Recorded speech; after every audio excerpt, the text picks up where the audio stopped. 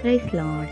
இன்றைக்கு இயேசப்பா என்ன வார்த்தை நமக்கு கொடுத்துருக்காங்கன்னா, ஆதியாகமம் 15வது அதிகாரம். நீ பயப்படாதே, நான் உனக்கு கேடகமா இருக்கிறேன். ஆண்டவர் இன்னைக்கு உங்களை என்னையும் பார்த்து சொல்ற வார்த்தை இதுதான், பயப்படாதீங்க. வாழ்க்கையில எப்பயுமே பயப்படுறதுனால எந்த ஒரு நன்மையும் நமக்கு நடக்க போறது கிடையாது.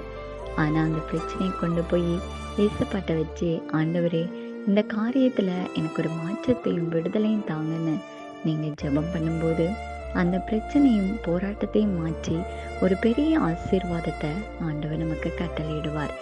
பைபிள்ல நம்ம யோசேப்பு குறித்து பார்க்குறோம். எத்தனையோ பிரச்சனைகளும் போராட்டங்களும் அவருக்கு வருதுன்னு.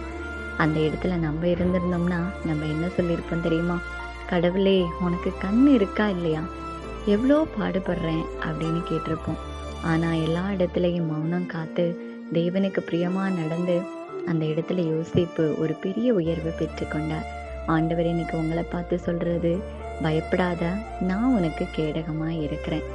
நிச்சயமாகவே கர்த்தர் இந்த நாளை உங்களுக்கு ஆசீர்வாதமா மாற்றி தருவாங்க.